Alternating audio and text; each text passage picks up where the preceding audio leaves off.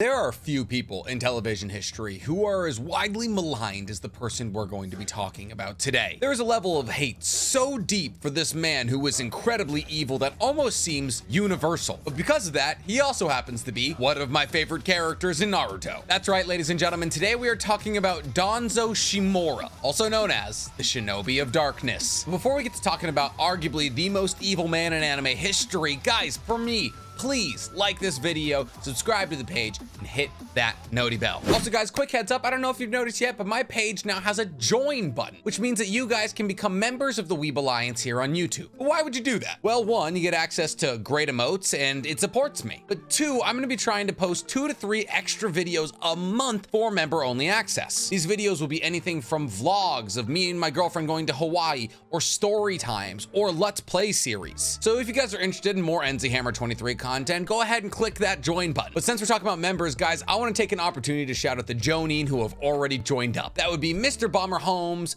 Bentonal Andre, Harvard Olsen Odegaard, might have said that wrong, Nelfum King, Unbound Arrow, Dalius Malcor, Thrasus Rex, Luis Sanchez, Jackson Virgo, Raymond Warzel, TMT, Butt Raccoons, love that idea, and Julius Murano. So let's start this video off in the way that we tend to start these videos and answer the easy question. Who is Danzo Shimura? Danzo Shimura is a Leaf Shinobi, a village elder of Konoha, and the leader of the Root. He is known as the Shinobi of Darkness because he personifies all the dirty and awful things a shinobi has to do to complete their job. Not to mention his constant, unsanctioned actions, which often undercut his own Konoha allies. But as a man who is called the Darkness of Shinobi, or the Shinobi of Darkness, was he evil? To some people, they would say yes, and to others, no. Danzo exemplifies a saying: the ends justify the means. Whether or not you believe in that saying, that's exactly who he is. Danzo is a man who will stop at no amount of bloodshed in order to help Konoha, at least what he thinks will help Konoha. But because of the steadfast commitment to his cause, he actually at some point in his life becomes a candidate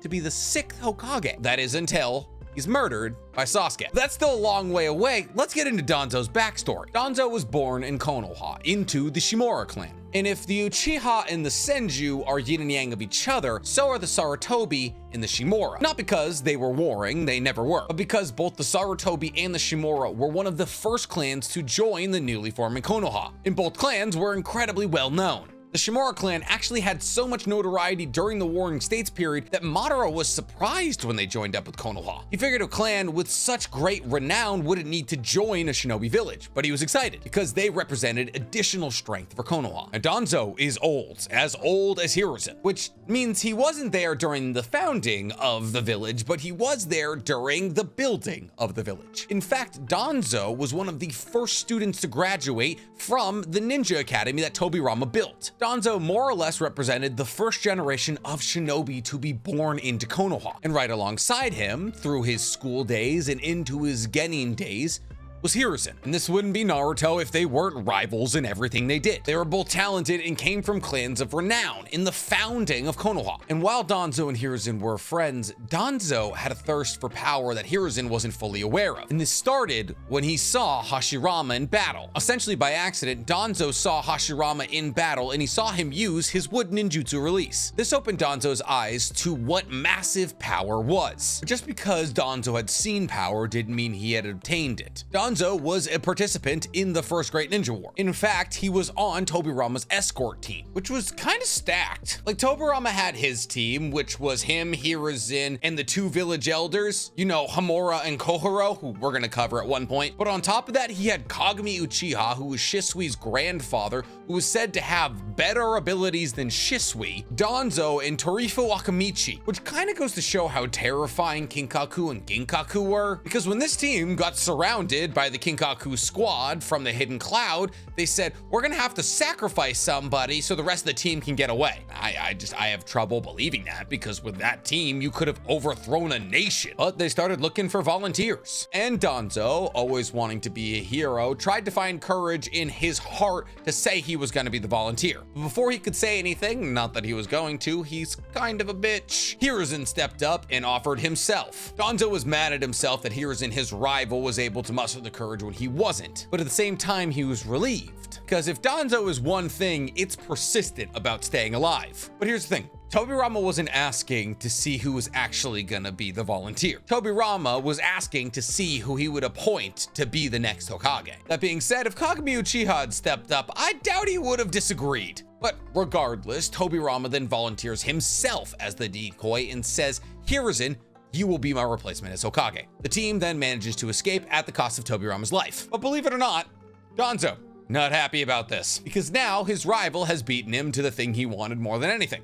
to be Hokage. So at that very moment, Danzo begins planning on how he will eventually take that title from Hiruzen. However, him and Hiruzen agreed that because of Danzo's intelligence, that he would be perfect to take over the clandestine operations of Konoha. So that's exactly what they did. However, Danzo didn't just manage the Anbu, no, he made a subsidiary group of the Anbu called the Root. See, this is a common misconception that Danzo created both the Anbu and the Root, or that the Anbu and the Root were the same thing. They're not. The Anbu works largely in protecting the Hokage. They do obviously do clandestine missions as well, but the majority of these, at least during the lifetime of Danzo, fell to the Root. See, the Root was Danzo's hand-picked team. Danzo identified people with abilities he liked and he thought would be good for either assassination or reconnaissance and recruited them to the Root. These people usually came in the form of the Uchihas or the Abarames because of how their abilities lined up for assassination or reconnaissance. And this is what Danzo did for a long time. He increased the power of the Root and thus increased his own power. And for years, and I mean like many years, he carried out the jobs too dirty to apply regular shinobi to. Overthrowing other governments, assassinating political enemies, these kinds of things, even assassinating people from the Leaf. But Danzo's true piece de resistance didn't really begin until the Third Shinobi World War. Danzo reached out to Hanzo, the salamander, who we've covered in a long you-know-nothing video right here, and told him that he would send forces to help him deal with the Akatsuki if Hanzo, after the Akatsuki were defeated, would send forces to help him take control of the Hokage ship. Only problem is, Nagato killed all of the shinobis that Danzo and Hanzo sent. But what's crazy is that Danzo didn't just make this deal. Danzo would never make something as two-sided as I send you troops, you send me troops, because that would imply that him and Hanzo were on equal ground. No, instead, the only reason that Hanzo actually was fighting the Akatsuki was Danzo. Danzo identified that the Akatsuki were most likely going to be a problem for Konoha somewhere down the line. Danzo didn't like the alternative things they were doing in order to create peace. He also identified that the optical powers of Nagato would probably be a problem for the village. So Danzo identified the closest standing army to the Akatsuki, and that was Hanzo's army. So Danzo presented to Hanzo a group of Ame shinobi who had been murdered by the Akatsuki. These were Ame shinobi. They were Root members who had been killed while dressed as Hidden Stone shinobi. This is a galaxy level plan by Danzo, so let me break it down simply. The Hidden Stone and Konoha were about to sign a peace contract, but Danzo wanted Konoha to have a better negotiating point. So while they were signing this contract, or at least about to get to it, Danzo had Root members dressed as Hidden Stone shinobi attack the peace treaty. This makes the Hidden Stone look pretty bad. At least that was the plan, but these shinobi were killed by Nagato. So Danzo did the thing that Danzo does, and he stripped these shinobi down, put them in Ame wear, and then showed them to Hanzo, and artificially made the first shot of a war that would eliminate the two people Danzo was aiming at, the head of the Akatsuki in Yahiko, and the head of the Hidden Rain in Hanzo. But before that war even started, once the Root and the Hidden Rain decided to become allies, Danzo reached out to the Akatsuki, but not as himself. No, he used his fake mustache of a name, Kanzo. And this Kanzo came up to Yahiko, Konan, and Nagato and said that it was time that they and Hanzo made peace contracts. And that Hanzo had sent him to tell them that. Of course, this was a ruse. A ruse where Root shinobi Hanzo and Danzo would take Konan hostage and then force Yahiko and Nagato to fight to death. Well, actually, technically, Nagato was just supposed to stab Yahiko. However, Yahiko stabbed himself, effectively killing himself. And Nagato freaked out and murdered everybody who wasn't Danzo or Hanzo. He would murder Hanzo later. Two birds, one stone. That's the Danzo way, baby. And after that, it was all buckets for Danzo. After effectively dismantling the Akatsuki and the Hidden Rain villages, Danzo began to work with Orochimaru. Orochimaru, who at this point was still a Hidden Leaf Jonin. He was doing human experimentation, and Danzo knew about that, but he didn't tell Hiruzen. So it's at this point that Danzo and Orochimaru go to the Konoha orphanage. And not to throw rocks at orphans like you think they would, they were there to strong-arm a former Anbu member who had left the Anbu to run the orphanage. This person was Nono. They essentially threaten her into invading the Hidden Stone to identify what they're up to. Because remember, the Third Great Shinobi World War had just ended, and the main two forces in that battle were the Hidden Stone and the Hidden Leaf. So Danzo wasn't gonna just let them do whatever they want. But while he's strong-arming Nono, he realizes he's being spied on. And by who? Kabuto. So Danzo does one of the most Danzo things you'll ever see and just decides to recruit the boy because he's good at spying. So both Nono and Kabuto go to the Hidden Stone, where they act as spies. But eventually Danzo does what Danzo does and realizes that these people probably know too much. So he brainwashes Nono into murdering Kabuto and then in herself, you know? And when he sends Orochimaru to see whether or not there are any survivors in this brainwashing, Orochimaru finds Kabuto. Now, Orochimaru is a part of the root, about as part of the root as anybody could be. But instead of killing Kabuto like he was supposed to, according to Danzo's orders, he actually took Kabuto under his wing without telling Danzo, and thus began a long line of rebellions from Orochimaru. But that didn't mean that Orochimaru and Danzo would stop working together. They very much continued to work together. In fact, at some point after Kabuto gets brought into the mix, Orochimaru replaced Danzo's arm with the arm of Shin Uchiha. Shin Uchiha, who was born with the unique ability to have any type of foreign material, that be somebody else's skin, eyes, anything, grafted onto them and have it accept 100%. Why did Danzo need this arm? Well, because he wanted the thing that everybody else in the show wants, Hashirama's cells. And if Yamato's trials will teach you anything, it's that Hashirama's cells do not bind with anyone. But if you have Shin Uchiha's skin, they do. So Danzo, now having the accept all arm, bound Hashirama's cells to this arm and therefore got access to his chakra. And while he's doing all this scheming, the Third Great Shinobi World War is coming to a close. Well, at least Hiruzen's trying to make it that way. Hiruzen is trying to sign peace treaties with the other villages so they can stop murdering each other. But Danzo says, well, that's kind of disrespectful to all the people who've already been murdered. Because all in all, the Third Great Shinobi World War accomplished nothing. So Danzo didn't want to stop until something was accomplished, like they took over another village or something like that. Hiruzen wanted the war over, and he decided that somebody had to burden the weight of that loss of all those lives. So this is actually why Hiruzen stepped down as Hokage. He took the burden of all the lost lives onto himself and figured that would be good enough. Only problem?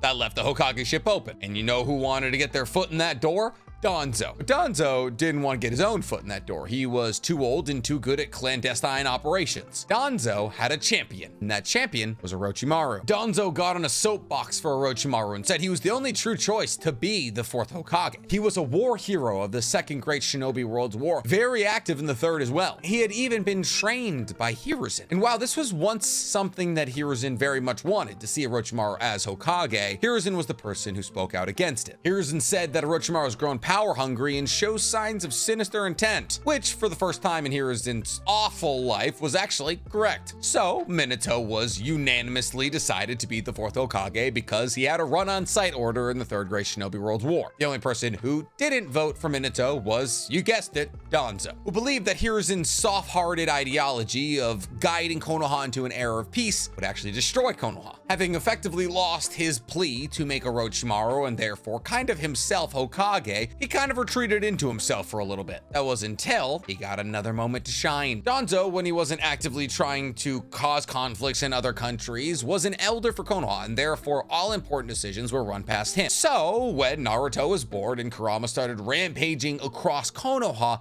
it was actually Danzo who insisted that the Uchihas not be sent to help. Danzo feared that somebody like Mamoru Uchiha would be able to take over Kurama's will and use them to attack Konoha. And if we're being entirely fair, he had good precedent to think this, because Mamoru Uchiha, not 50 years earlier, had used Kurama in a battle against Hashirama. So it was Danzo who convinced Hiruzen to have the Uchihas watch the citizens and stay away from the Nine-Tails. A decision that would later cause the Uchiha massacre, because that decision cemented to Fugaku Uchiha, the leader of the Uchihas, that the village did not trust them. But not trusting them wasn't enough. In fact, Danzo is one of the elders who believed that the Uchihas were behind Nine Tails attack in the first place. So it was Danzo who cleared the check that sent the Uchihas to the outskirts of the village, not Hiruzen. But speaking of Hiruzen, he now had to re-step into his role as Hokage because Minato had died sealing the Nine Tails. Once again, Danzo not happy. But Danzo decided to vent his anger in a way that truly only Danzo can, by recruiting children to the route. During Kurama's siege of Konoha, both Minato and Kushina died, obviously. But here's the thing, Kakashi wanted to be in the fight. He wanted to be fighting against Kurama. He wanted to be helping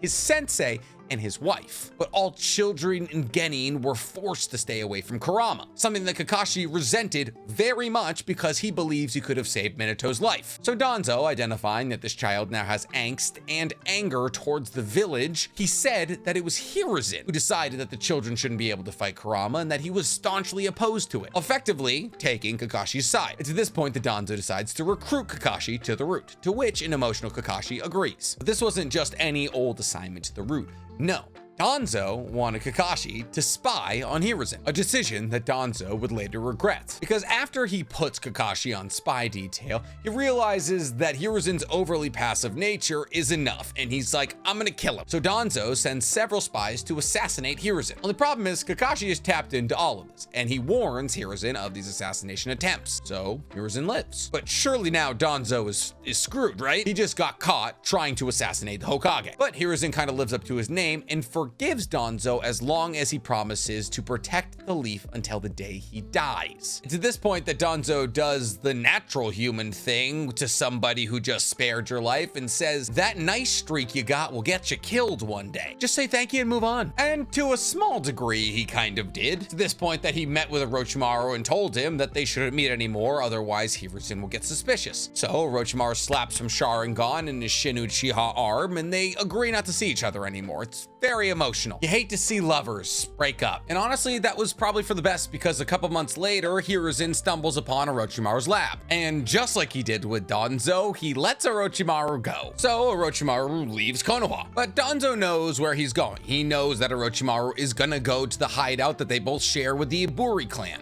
People who can turn themselves into smoke and then got blown away by a strong wind. It's at this point that he sends his star child from the route to inform the Iburi clan that Orochimaru is on his way, Kinoue, aka Yamato. But he's not actually sending Yamato to keep an eye on the Iburi clan. No, he's sending Yamato to capture Orochimaru. Because just like how Danzo identified that Nono and Kabuto now knew too much to be away from the village and should be eradicated, Danzo figured so should Orochimaru. But surprise, surprise, the 14-year-old Yamato can't capture the fully grown legendary Sannin. Ironically though, Yamato is now the person who watches over Orochimaru and Boruto. Feels like a kind of a callback, it's cool. But since we're talking about Yamato, this next chapter of Danzo's life is sponsored by him. 3 years after Orochimaru has left the village, Danzo is afraid that the Sharingan he slapped into his face is gonna go blind because he keeps using it. That's Koto Matsukame. We know he used it on Mifume. We don't know if he used it before that though. I mean, based off this one statement, we can probably assume he's used it a lot. I mean, he's used Koto Matsukame so many times, he's afraid the eye will go blind. And he's in the right to have this fear because unlike Obito, who had Hashirama cells on his face to heal all the damage he did to his MS through overuse, Danzo's Hashirama cells were only on his arm. So while it did imbue him with a lot of chakra and maybe a small boost to his healing factor, it wasn't gonna stop him from going blind in a Sharingan. So he reached out to Yamato to steal Kakashi's eye for him because Kakashi was an orphan with a very majestic eye who didn't belong to the strongest clan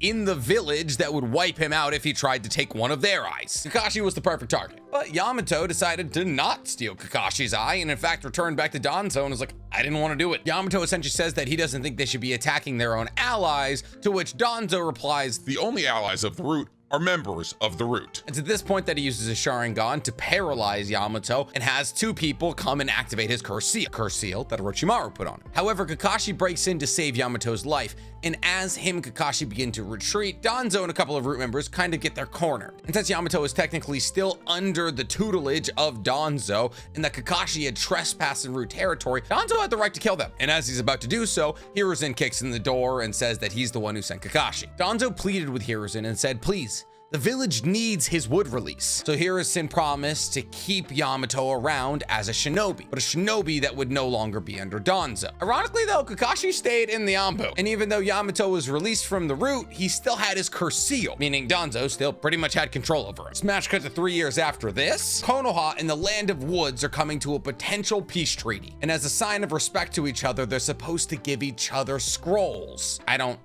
know, apparently that's how you show peace. Danzo's like, the Land of Woods is gonna betray us, so he sends a team of Anbu to follow the team that's going to show peace to the Land of Wood. But he needs a small team of Anbu, and he actually calls up Kakashi. Time heals all wounds, buddy. Remember when I tried to steal your eye? Yeah, let's not worry about that. Can you do a job for me? Oh, by the way, your new partner is gonna be somebody I just recommended into the Anbu. It's Itachi, and boom. Danzo gets Kakashi and Itachi to meet. Which brings us to our next segment of Danzo's life, sponsored by Itachi. No man has lived more vicariously through talented children than Danzo. Wait, no, Michael Jackson's father. 2 years after the Land of Woods mission, Danzo gets the note that essentially the Uchiha are prepping for a coup. It's at this point that Danzo realizes he's got the perfect little idea. Take advantage of Itachi's pacifist streak and use him to gather information on the Uchihas to funnel back to Konoha's leadership. And on top of Itachi, he also had Shisui, who actually went to Danzo and in his unwavering loyalty to Konoha,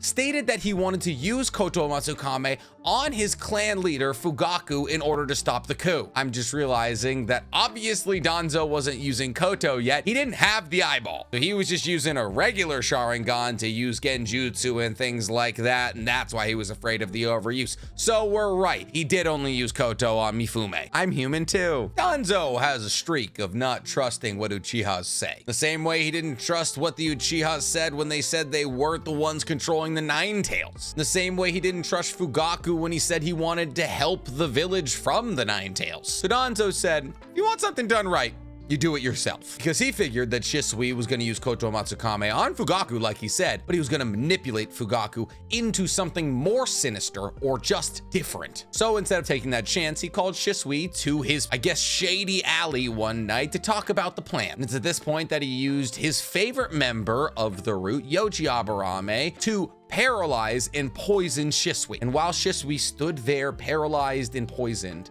Danzo plucked out his right eye. But the shock of this snapped Shisui out of the paralysis and he ran to go meet Itachi. It's at this point that he has Itachi kill him and then cast him over the waterfall so Itachi can awaken his Mangekyo Sharingan. So no, Shin is not Shisui. No, Shisui is not in the credits to Boruto. Shisui is dead. He was poisoned and then stabbed and then fell down a waterfall. Oh, we never saw his death. You can figure it out. However, after all of this happened, Hiruzen still wanted to end the coup diplomatically, and Danzo heard about that. So Danzo went around Hiruzen and went to Itachi and said, Hiruzen isn't going to be able to end this diplomatically, and I know you love our village, so here's a deal for you. if you kill every single member of the Uchihas, I'll let your brother be. But if you don't do this, they'll all die, including your brother. So, then Itachi got to stabbing. And after Itachi murdered his entire clan to save his little brother, what did Danzo do? Well, he said that Itachi did it of his own free will, that he had grown hate in his heart for his deceivious and treacherous clan and had stolen the power of Shisui's eyes. And everyone bought it except for Hiruzen. Hiruzen was disgusted with what Danzo had done and finally stripped him of all of his power. He removed him from the council and ordered the root to be disbanded. And it's this point that Itachi's clone, dressed as a member from the root, approached Danzo and said, if you ever lay a hand on Sasuke, I will leak everything I know about this village. And believe it or not, Danzo never laid a hand on Sasuke. That's called fear, baby. So what's Danzo gonna do now that the root's disbanded? Well, it's not. He kept it running secretly. But that's not even the end of the terrible things that Danzo has done. Forget for a second that I haven't even mentioned that Danzo was the person who leaked the information that Naruto was the Jinchuriki for the Nine Tails so that all of Konoha would have a central point to rally their hate around and therefore come together. Sacrificial baby. But there's also the fact that the fourth Raikage theorized that Konoha Crush was caused by Danzo.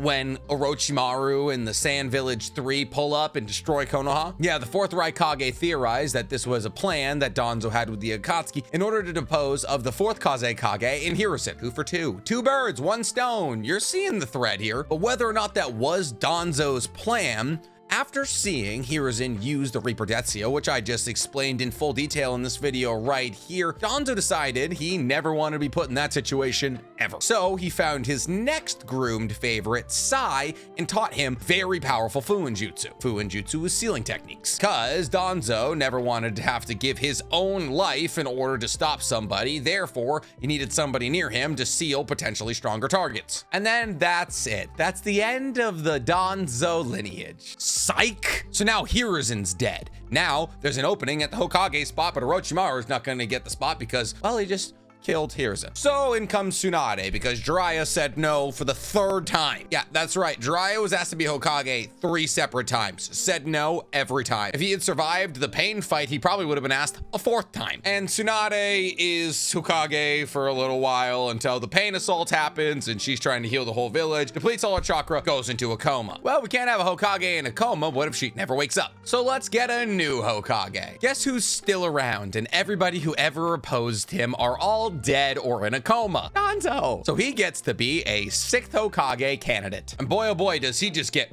right to it. First thing he does in his makeshift Hokage's office is has a bunch of root members in there and says, listen guys, Kabuto knows I have a connection with Orochimaru, so I need you guys to find him before Anko does. Because if that info gets out, well then I'm sure as shit not gonna be the 6th Hokage. And he's like, listen, don't kill Anko. She has important files that will help me keep my eye and my arm in great condition. And everybody who's not on killing Kabuto duty, keep an eye on Naruto. He's to not leave the village. And he's like, I'm out of here. I got a 5 Kage summit to go to. So he takes Fu and Tarune, his top new root members. Listen, he's got a lot of favorite new root members. More broken boys than a Catholic church. So there Danzo is on his way to the Land of Iron when he's attacked by the Prajna group. Now, the Prajna group are a group of shinobi from the Land of Woods who attacked the peace treaty that Kakashi and Itachi were sent to protect. Unfortunately, Kakashi and Itachi were sent to protect that peace treaty, so the Prajna group was decimated. Now they were exacting their revenge and they were gonna get the Hokage. Until Danzo pulled up his bandage, used his Sharingan to put all of them in Genjutsu,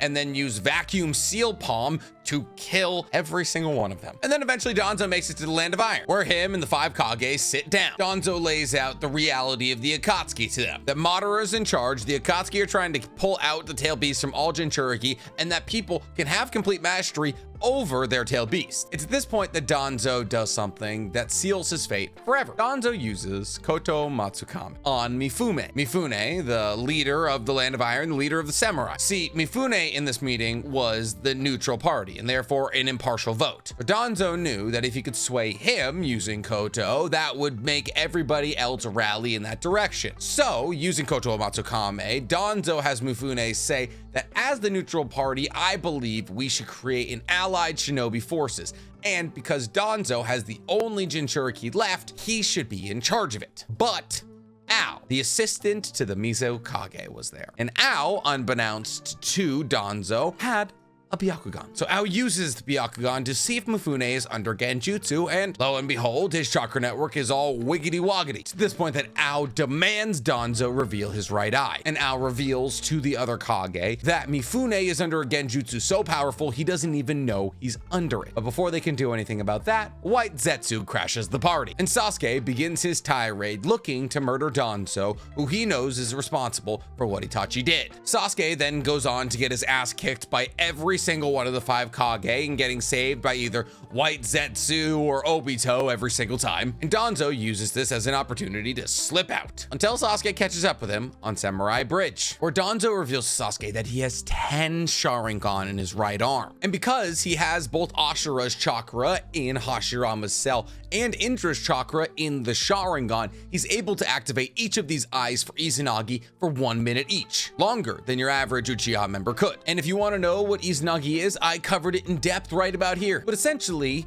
Danzo is able to rewrite reality and stop his death for 10 minutes straight, and he presses Sasuke into a corner. That is, until Sasuke is able to bite Karin for the 400th time. And how does he repay her? Well, he stabs her. But in doing so, he also stabs Danzo. And as Danzo tries to run away, one-armed, as his Hashirama cell arm has rejected him, Sasuke and Obito close in on it. To that point that he self-detonates himself in order to try and kill Madara in honor of Hiruzen, in honor of everybody at Konoha. But he fails, much like he had done his whole life. Because here's the thing, Danzo is meant to personify a lesson. Sometimes, even if it looks like you're doing the right thing, you're not. Danzo was successful, but he was a massive failure. Danzo wanted Hanzo and Yahiko dead, and he made it so. But in doing so, he derailed what was a relatively peaceful movement in the Akatsuki and destroyed what could have been a potential partnership between Hanzo and the Akatsuki, two groups that were desperate for peace. Danzo stopped the coup, but he also murdered every Uchiha member. Danzo unified Konoha, but he made them hate a baby. Danzo recreated Wood Release with Orochimaru to protect Konoha, but he killed hundreds of kids. He stands as the personification that not all success is a moral victory. He shows us that the ends don't matter if the means make you a monster, and that destruction is sometimes better than success built on the destruction of others. Because in the end, he died alone, afraid, and a failure. And that's why I love him, because there was no redemption arc for Danzo. They didn't try to justify him as a character. He stood for what he stood for. And being steadfast in a belief, though it being a wrong one, is respectable at the very least. So he will forever stay my favorite villain in Naruto. But take the lesson of Danzo with you. It doesn't matter how noble you think your goal is. Everybody else on Earth has a goal. And if your goal stops others from getting theirs, then it may not be worth achieving. And that's it. That's all we got on Danzo. I hope you guys have loved this little tidbit of information about the most villainous character in Naruto history. And if you have, please guys, for me, like this video, subscribe to the page, and hit that noti bell. Danzo wasn't right in his ideology, but neither was Hiruzen. Find the middle ground. Forgiveness is not always the answer, but neither is violence.